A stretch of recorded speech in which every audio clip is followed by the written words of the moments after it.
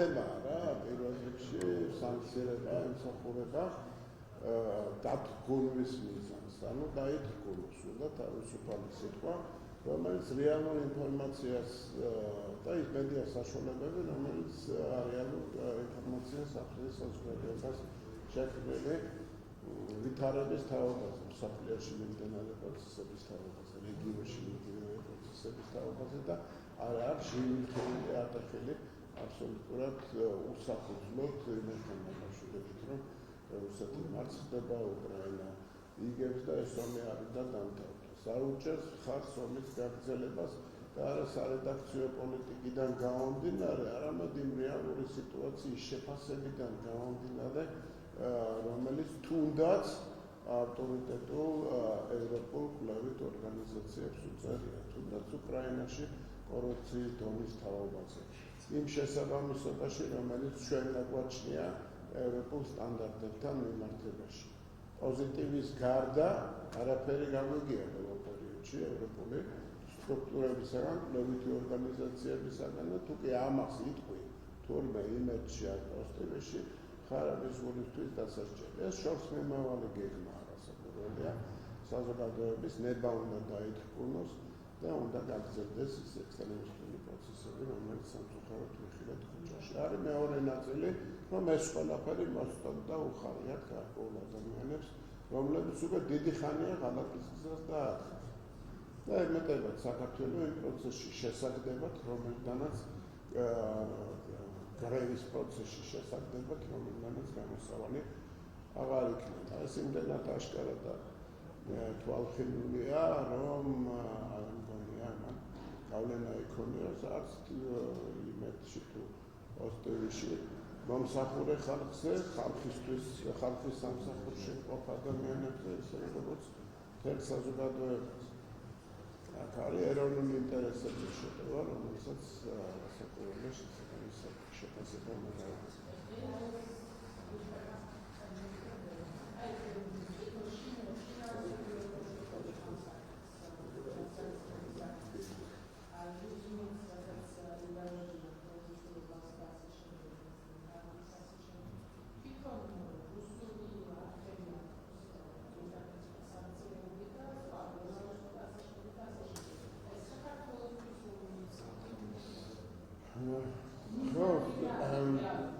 თვითონ დასანქციების საკითხის თემა არგუმენტი იმდენად სუსტია და იმდენად თვალსაჩინოა უსამართლობა, რომ უნდა ვიფიქროთ პოლიტიკურ მიზანზე და ამოცანაზე. ეს პოლიტიკური მიზანი და ამოცანა არის ერთადერთი, რომ დაითრგუნოს პოლიტიკური ნება იმ ხალხისა, რომელიც ხარჯობს სტაბილურობას და შეზღუდული იყოს ინფორმაცია, რომელიც მათ მიეწოდება და შეზღუდული იყოს ინფორმაცია, რომელიც მათ მიეწოდება სწორი დასკვნების გამოსატანად. ეს პირდაპირ შეტევა რასაკვირველია თავისუფალ მედიაზე და პირდაპირ შეტევა ამასთანავე საზოგადოების ინტერესზე გქონდეს სწორი ინფორმაცია. და არა ანგაჟირებული ინფორმაცია, ვინაიდან ზუსტად ემთხვევა და ხშირ შემთხვევაში თავისი ხისტით ჩამორჩება კიდევაც ქართული ობიექტური მედიის შეფასებები იმ კაცის და ხის შეფასებებს, რომელიც გაისმის არაერთი ავტორიტეტური კვლევითი ორგანიზაციის მხრიდან და თუნდაც ამერიკის შეერთებული შტატების ადმინისტრაციის მხრიდან.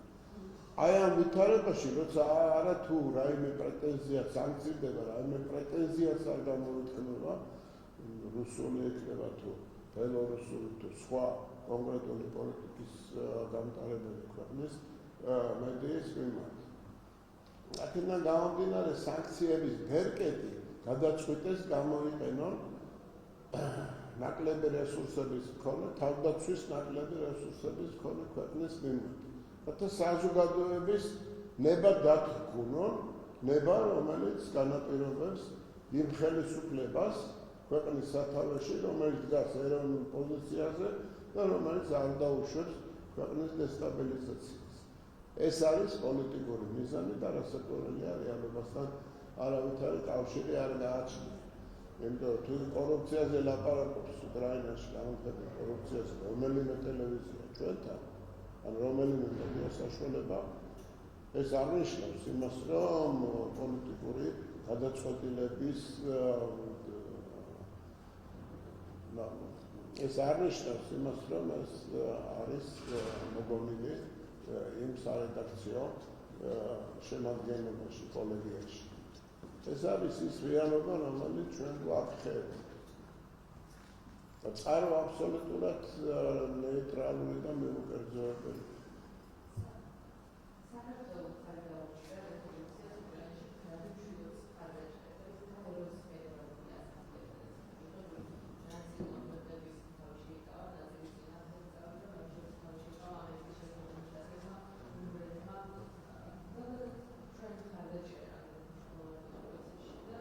საქართველოს როცა საქართველოს ხარს უჭერს ნებისმიერ რეზოლუციას, პოლიტიკურ გადაწყვეტილებას, განცხადებას უკრაინასთან დაკავშირებით, არავინ არ უნდა დაუშვას, რომ ეს არის რაღაც პოლიტიკური კეთილსობა ვიღაცის თავგუსაწოდა. ჩვენ ყოველთვის უჭერთ უკრაინის საზოგადოებას, უკრაინის ხალხს, რაც რასაკვირველია არ არის იგივე, რასაც ჩვენ ვაკეთებთ ჩვენი განცხადებების დროს უკრაინის ხელისუფლებასთან მიმართებაში. ჩვენ ხშირ შემთხვევაში ვიმეორებთ იმ რეალობას, რასაც აღიარებს ქვეყნების ნაწილი, აღიარებს ამერიკის შეერთებული შტატების ეტიცოდი რა. ხო, მაცალე რა რაღაც.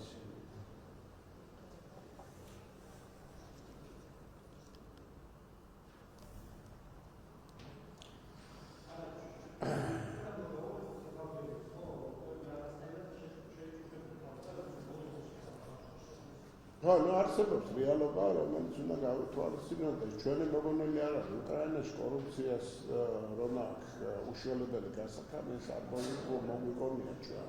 ეს არის რეალობა, რასაც უყურებთ. მაგრამ ეს იმას არ ნიშნავს, რომ ჩვენ უკრაინის საზოგადოებას, უკრაინის ხალხს ხარს არ დაუჭერთ. მოიგონოთ ჩვენი რეზოლუციები, ჩვენი დამოკიდებულება აი ამ ომის წინა პერიოდში. როდესაც ზუსტად იგივეს ვამბობდით, რასაც ეხლა ამბობს გინდა ამერიკის შეერთებული შტატების ადმინისტრაცია და გინდა ევროპული ზოგიერთი ქვეყნის პოლიტიკური ლიდერები. რომ ეს ფაქტია, თავარი ფორმულა არის ესეთი. შედეგით უნდა ვემსჯელოთ. ანუ ქვეყანას საქართველოს თუ არ გააჩნია ბერკეტები იმოქმედებს პროცესებზე, ყოველ შემთხვევაში სწორი პოზიციის გამოხატვა ჩვენი საზოგადოებისთვის არის აუცილებელი და საჭირო. ამას ვაკეთებთ ჩვენ ყოველთვის და თუ კი ეხლაც გაეროში რეზოლუციას დაუჭირეთ ხარი, ეს იმას ნიშნავს, რომ ჩვენი პოზიცია არის თანმიმდევრული. ჩვენი პოზიცია არის ზუსტად ისეთი, როგორც გააჩნია საზოგადოების უმრავლესობას. სამართლიანობის მხარეს ვდგევართ. თუმცა სიღრმეში თუ ჩავიხედავთ, რასაკვირველია უკრაინის ხელისუფლების დამოკიდებულება, პოლიტიკური დამოკიდებულება ჩვენს მიმართ, ჩვენი ხალხის, ჩვენი ქვეყნის მიმართ აბსოლუტურად არ შეესაბამება არანაირ სტანდარტს, რომელსაც ჩვენ ყოველთვის ვიცავდით პატრიოტიზმად და სამართლიანად.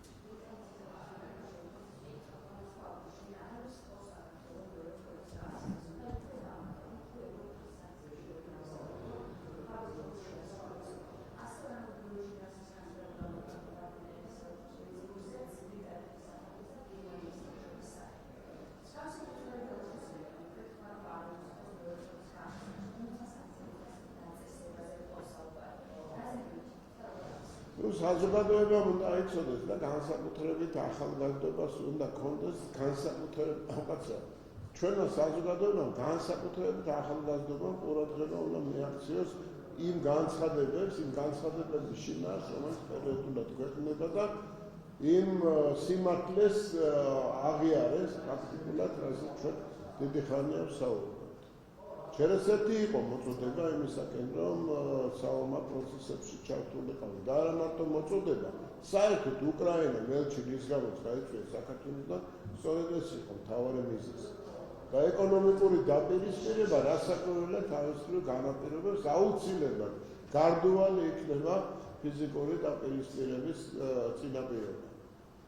აი ეს შეიქმნება. სამხედრო დაპირისპირებისაკენაც მოწოდება იყო ინტენსიური და არა მარტო მოწოდება, არამედ ყველა სასჯელი, რაც მოიფიქრეს საქართველოს მიმართ, სწორედ იქიდან გამომდინარეობდა, რომ საქართველოს მთავრობამ არ გადადგა ის ნაბიჯები, რომელიც აუცილებლად შეუქმნა რუსეთს პრობლემებს, მაგრამ საქართველოს სრულ განადგურებას განაპირობებდა. ასე რომ მე ვფიქრობ, რომ ეს განცხადება არის მიმართული ახალგაზრდების შეცდომაში შეყვანის იმ ახალგაზრდების, რომელსაც ბოლო პერიოდის განმავლობაში არ ქონიათ ინფორმაცია, არ იყვნენ პოლიტიკური ინფორმაციით, პოლიტიკური პროცესებით ზოგადად დაინტერესებული.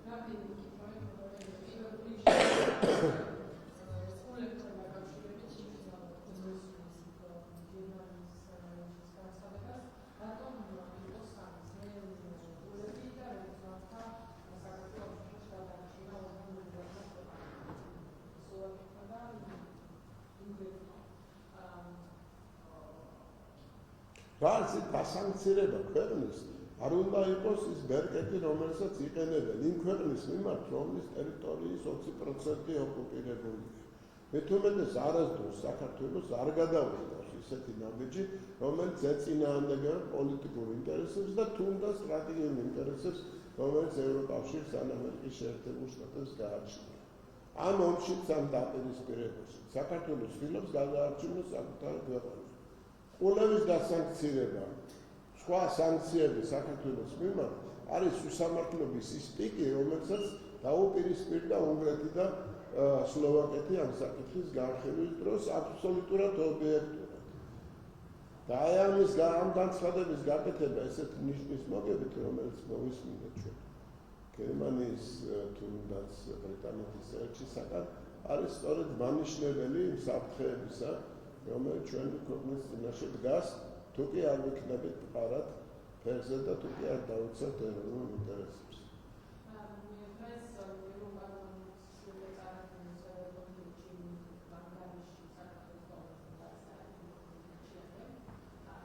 უკვე წარადგინე.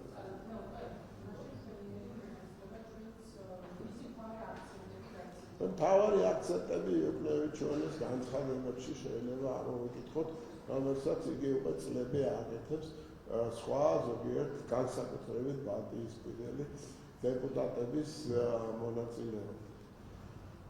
ეს არის არჩევნების შესახებ, საუბრობთ ხოლმე რა არჩევს. მაშინ თქვენ პასუხი.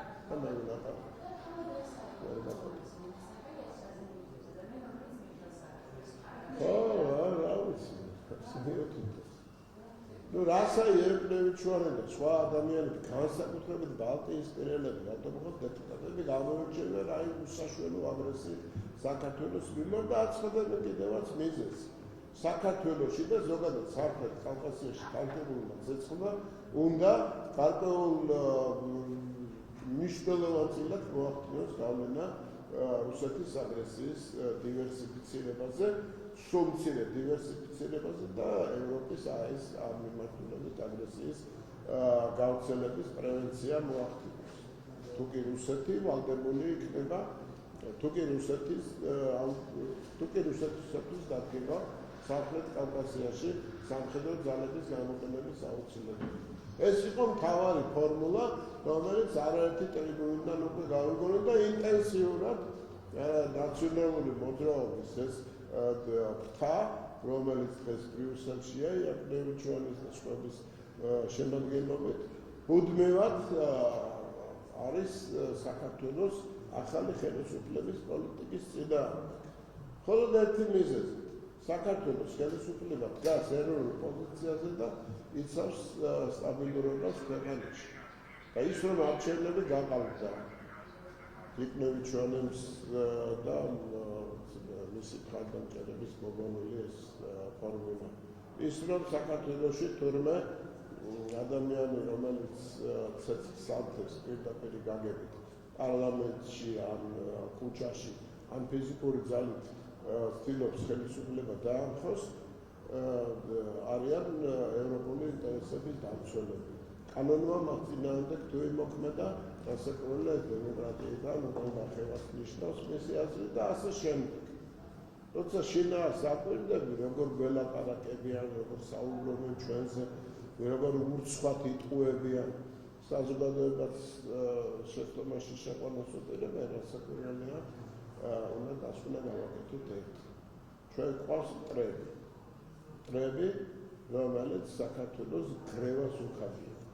და სამწუხაროდ ამ მტრებს ხარს უჭერენ შიდა მტრებიც, რომლებიც გარკვეულ პოლიტიკურ მიზანს ემსახურებიან. და ეს მიზანი რასაკვირველია არ არის ის არ არის მატარებელი საქართველოს ეროვნული ინტერესი.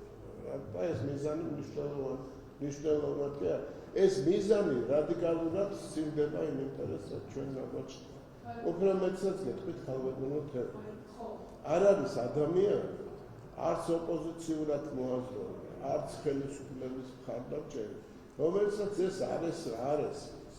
უბრალოდ თუ ხარს უჭერენ ექნევიჩვენის მიერ წარმოქმნილ უტიფარ რეზოლუციას, იციან რომ ეს ჭირდება მათ პოლიტიკურ მიზანს. განა არ ესმით, განა შეცდომაში შედიან, ზუსტად იციან რომ ეს შინაგურეს არ შეესაბამება, მაგრამ ესეთი რეზოლუციით, ესეთი უსამართლობით ცდილობენ საკუთარი პოზიციის გაძლიერებას და ქვეყანაში ხელისუფლების სადავოების ჩაგდებას.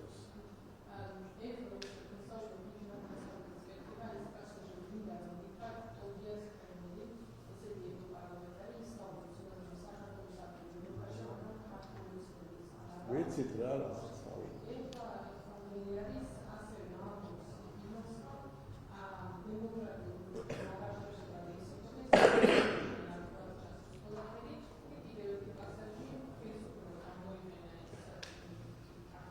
და რა მაგას კითხულობს, როგორც წაიკითხეთ ხალხს.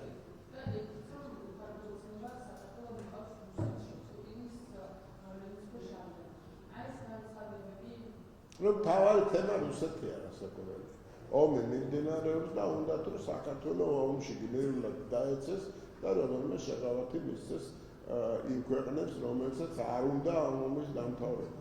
და საქართველოს გრევა რასაკვირველია მათ პოლიტიკურ მიზანს ემსახურება. წინააღმდეგ შემთხვევაში ნებისმიერი გონზე მყოფი ადამიანი ძალიან ადვილად დაინახავდა, რომ 2012 წლიდან მოყოლებული არც რუსეთის მხრიდან რაიმე გაკეთებულა რაიმე რევერანსი საქართველოს ხელისუფლებისადმი პირიქით უამრავი აგრესიული ქმედება ვიხილეთ და არც ერთი ნაბეჭი საქართველოს ხელისუფლების მხრიდან არ გადადგმულა იმისათვის, რათა რუსეთის ინტერესი გაძლიერებულიყო, რუსეთის ინტერესების დაცვა, რუსეთის ინტერესები ყოფილიყო რეალიზებული სამხრეთ კავკასიაში. არც ერთი ნაბეჭი არ გადადგმულა საიმისოთ, რომ აი ამ ადამიანებს, ამ გაუგებარი პოლიტიკური წარმომავლობის ადამიანებს რაიმე ასეთი ეთქვათ ობიექტურად საქართველოსთან მიმართებაში. აქედან გამომდინარე კიდევ ერთხელ ჩვენ საზოგადოებას პანჩურის თქვენი მეშვეობით უნდა უთხრათ, რომ მიზანი არის ბნელი და უხადია საქართველოს იმ მომავალს, რომელიც აბსოლუტურად არ შეესაბამება ჩვენს ეროვნულ ინტერესს. ამას კონკრეტული მიზანი გააჩნია. ყველა სიტყვა, რომელიც ითქმება, ემსახურება კონკრეტულ მიზანს. და ეს მიზანი არ არის ის, რაც ჩვენს ინტერესებს შეესაბამება.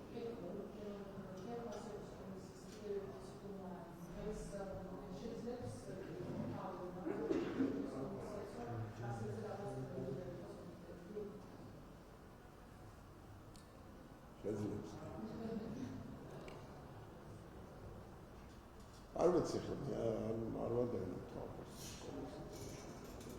თვითონ კომისიის შემადგენლობაში და კომისიასთან თანამშრომლობას თვითონ კომისიის შემადგენლობაში პროფესიონალები არიან. რასაკვირველია ექსპერტების ანალიზიც საკმაოდ მნიშვნელოვანია და მნიშვნელოვანი აგრეთვე განწყობა ბიზნესისა. განწყობა იმისაკენ, რომ საზოგადოებას რომელიმე მოუხსნა მის ძიმე ტვირთი, რომელიც ამა თუ იმ მოქმედების გამო თუნდაც მოგების მიგების ინტერესით შექმნეს. რომ პოლიტიკური განაცხადებაც მნიშვნელოვანი იქნება. ეს პოლიტიკური განაცხადება არ უნდა მიიღოს პოლიტიკა, მიიღოს პოლიტიკაში. ასეთი განაცხადება თუნდაც მორალური თვალსაზრისით ბიზნესის მხრიდანაც არის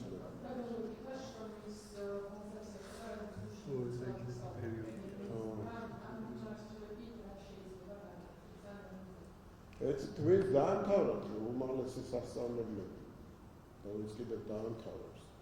Rasaqurale მათ შორის სპეციალობების ხელით ამედახდა. Როგორც ძალიან ბევრი ადამიანი ახალგაზრდა ამთავრებს უმაღლეს სასწავლებლებს. მათ შორის კონკურენცია ძალიან ის არის, მწვავეა. იმიტომ რომ არიან ახალგაზრდები, ვინც საკმაოდ კარგად დაამთავრეს, კარგი ცოდნა შეიძინეს თავისი ენერგიის წყალობით. მაგრამ ეს იმას არ ნიშნავს, რომ სახელმწიფომ ყურადღება უნდა მოაკლოს შრომითი ბაზრის კარგი, თქვა პრემიერმა საკუთარი ხმერა გამოყენება.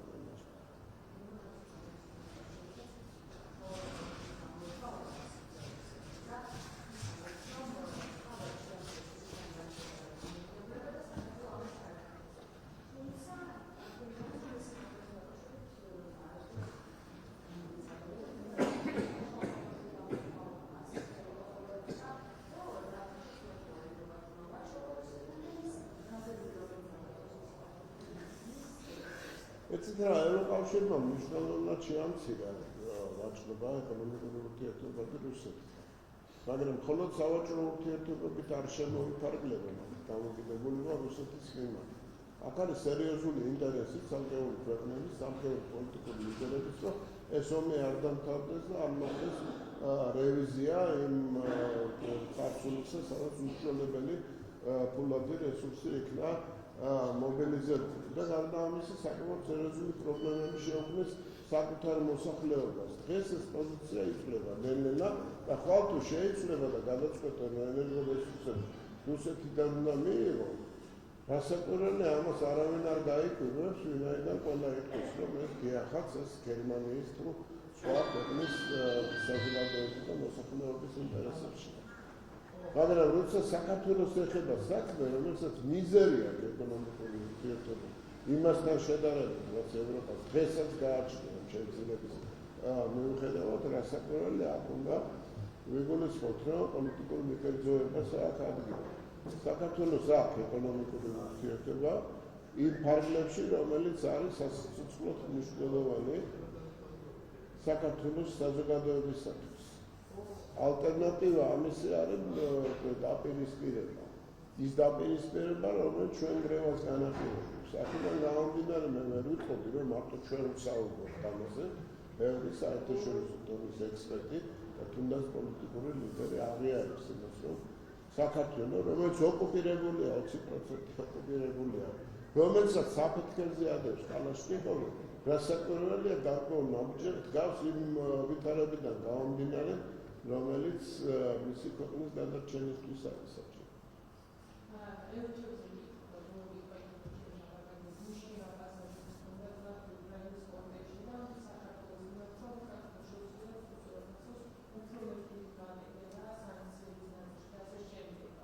ეს ერთი და აგება ამას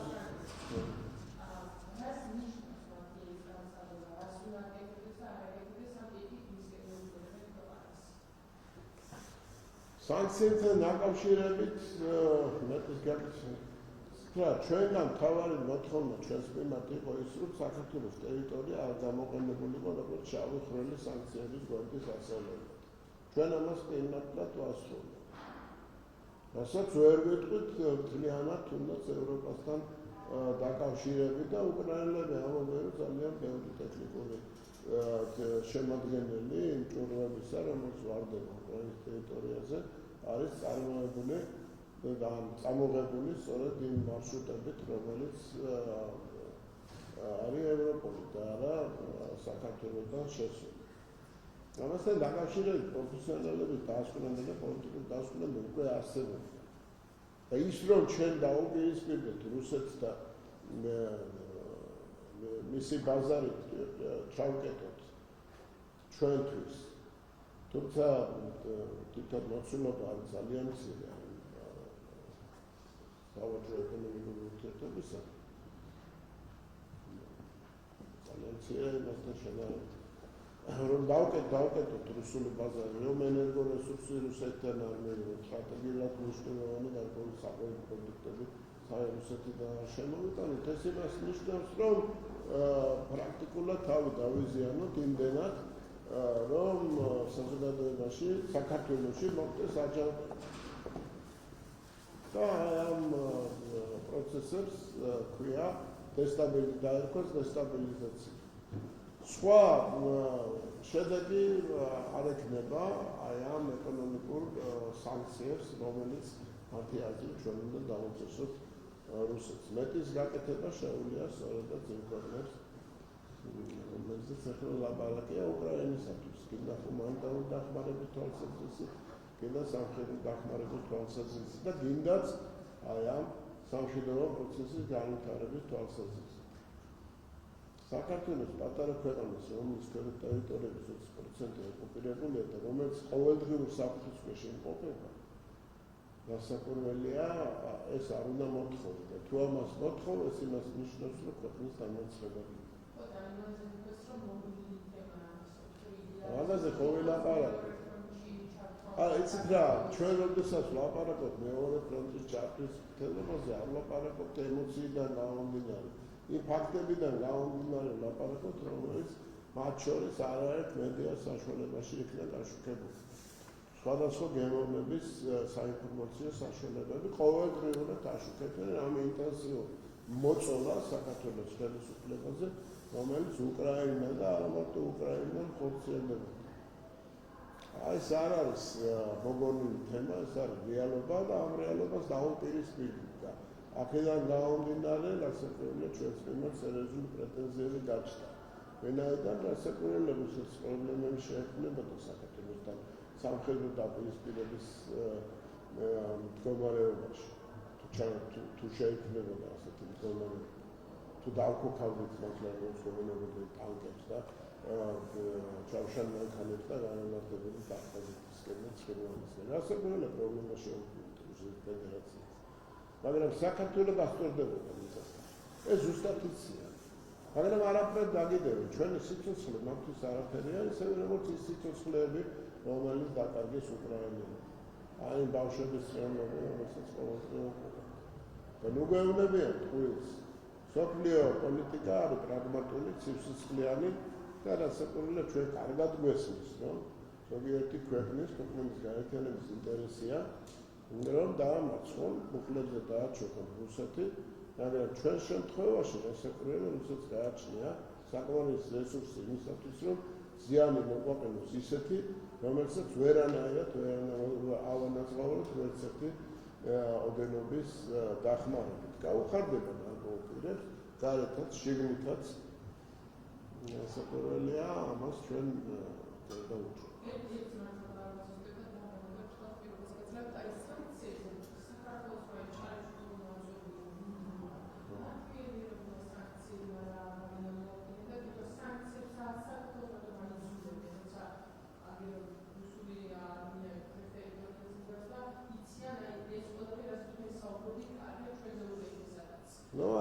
ერთი სიტყვით შეიძლება ამას უტიფრება დაარქვა, მაგრამ გაცილებით უფრო სერიოზულია დამოკიდებულება და შეფასება, რომელიც ჩვენს მიმართ ზოგიერთ ქვეყნებს და გაერთიანებებს გააჩნია. გაცილებით უფრო მძიმე. ეს არის ცივსისხლიანი დამოკიდებულება თავისი ინტერესის დასაცავად, თავისი ინტერესის გასატარებლად შეფერულ იქნეს საქართველოს როგორც საზარმაზმე ხორცი. აი ამ ვითარებას. ჩვენ არ გამოვრიცხავთ გასაკვირველია და რეალურად ვიცით, რომ ჩვენ ჯარს აქვს ვაჟკაცობა აკლია და აქვს პროფესიონალიზმი იმოქმედოს თავდასაცავად, მაგრამ რეალობაში შექმნილი სიტუაცია, როცა 20% ოკუპირებულია და საკმაოდ სერიოზული სამხედრო რესურსია მობილიზებული, აი ძალიან ახლოს. არა მარტო თბილისიდან, არამედ იმ სტრატეგიული ინფრასტრუქტურისგან, რომელიც საიმპორტო პერიოდში განვითარდა. ქვეყანამ რასაკვირველია ჩვენი გრევა იქნება გარდუვალი, თუკი დაუჯერებთ იმ ინსტრუქციებს და ინვესტიციებს, რომელიც სხვადასხვა მხედრულ მოდის და მოდიოდა მუდმივად ომის დაწყების პირველი დღიდან.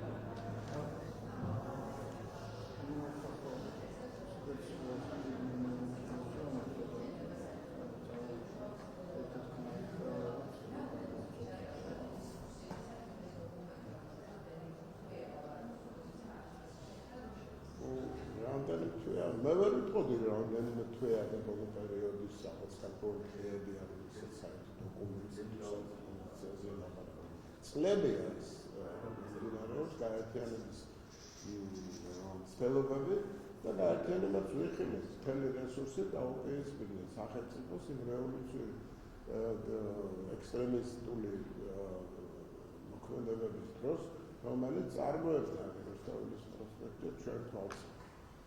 ცეცხლი დაითო პარლამენტის გადაწვა იყო დაგეგმილი და ფიზიკური შეტევა, რომელიც განახორციელეს ის სწორედ გამოერთიანებელი იყო აი ამ იდეისა, რომელსაც გამოერთიანებელი იდეა იყო რევოლუცია. ესაც ეს იდეა, როგორც სხვადასხვანაირად ხუთავა, ხან ქარტია დაარქვეს, ხან ერთობლივი დეკლარაცია დაარქვეს, ხან ერთობლივი განცხადება დაარქვეს, მაგრამ რეალურად ეს ყველაფერი დამოკიდებულია იმ ფულად რესურსებზე და ინსტრუქციებზე, რომელიც მათ საზღვარგარეთიდან უნდა მიიღო. აქედან გამომდინარე გაერთიანების ცდილობები რასაკვირველია არსებობს, მაგრამ ჩვენ შეგვიძლია დაწუნებით ვთქვათ, რომ გაერთიანება დიდი ხანია შედგა. ფორმალური ნაწილი მხოლოდ იმისთვისაც საჭირო რაღაც ახალი იმპულსი მისცეს ექსპერტებს. გაერთიანება შემდგარია და ამას ქვია კოლექტიური ნაცნობრეობის ცდილობა დაამარცხოს საკუთარი ქვეყანა.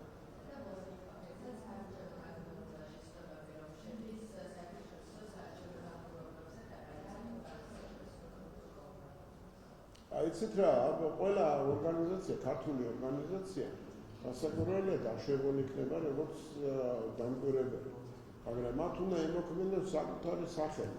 და არ უნდა დაიჩენონ რომელიმე ხმამაღალი დასახელება უცხოური ორგანიზაციისა და მე შემდეგ უცხოური ორგანიზაციის სახელით ილაპარაკონ. უცხოელი დამკვირვებელი არის უცხოელი დამკვირვებელი. საქართველოში ქართული ორგანიზაციები, საქართველოს ორგანიზაციების დამკვირვებლები რასაკვირველია არ უნდა ცდილობდნენ, რომ საერთაშორისო დამკვირვებლის სახელით იმოქმედონ. და შექმნან ისეთი სიტუაცია, ბევრი მათგანი საკმაოდ სერიოზულ გეგმებს ატარებს. სიგნისურიდან გადავთარგმნე.